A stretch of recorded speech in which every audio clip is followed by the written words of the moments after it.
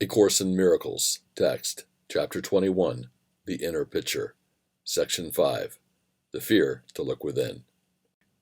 The Holy Spirit will never teach you that you are sinful.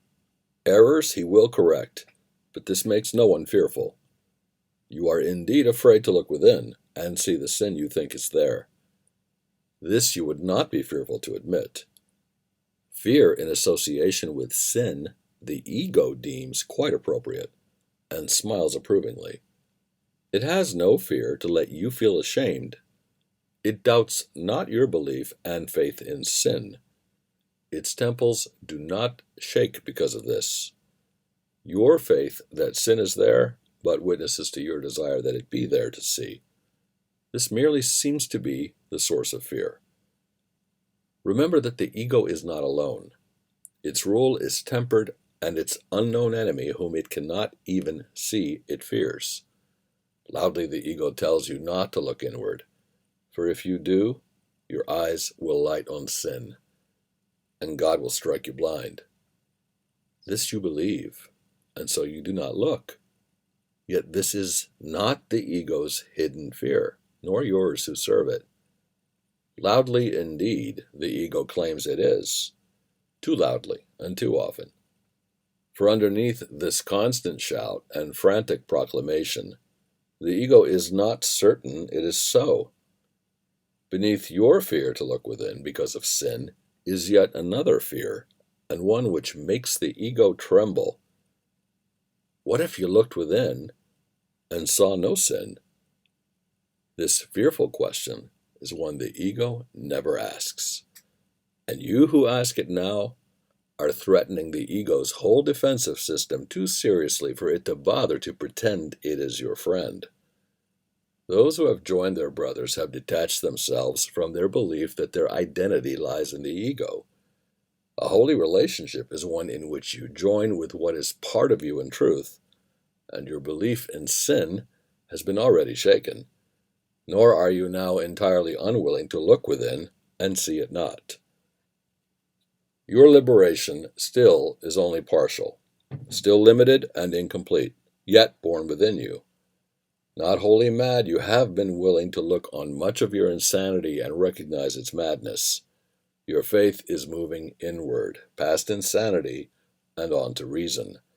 And what your reason tells you now, the ego would not hear. The Holy Spirit's purpose was accepted by the part of your mind the ego knows not of. No more did you. And yet this part with which you now identify is not afraid to look upon itself. It knows no sin. How otherwise could it have been willing to see the Holy Spirit's purpose as its own? This part has seen your brother and recognized him perfectly since time began, and it desired nothing but to join with him and to be free again, as once it was. It has been waiting for the birth of freedom, the acceptance of release to come to you. And now you recognize that it was not the ego that joined the Holy Spirit's purpose, and so there must be something else. Think not that this is madness, for this your reason tells you, and it follows perfectly from what you have already learned. There is no inconsistency in what the Holy Spirit teaches. This is the reasoning of the sane. You have perceived the ego's madness and not been made afraid because you did not choose to share in it. At times it still deceives you, yet in your saner moments, its ranting strikes no terror in your hearts. For you have realized that all the gifts it would withdraw from you in rage at your presumptuous wish to look within, you do not want. A few remaining trinkets still seem to shine and catch your eye, yet you would not sell heaven to have them. And now the ego is afraid. Yet what it hears in terror, the other part hears as the sweetest music, the song it longed to hear since first the ego came into your minds. The ego's weakness is its strength. The song of freedom which sings the praises of another world brings to it hope of peace, for it remembers heaven, and now it sees that heaven has come to earth at last, from which the ego's rule has kept it out so long. Heaven has come because it found a home in your relationship on earth. And earth can hold no longer what has been given heaven as its own. Look gently on each other, and remember the ego's weakness is revealed in both your sight. What it would keep apart has met and joined, and looks upon the ego unafraid.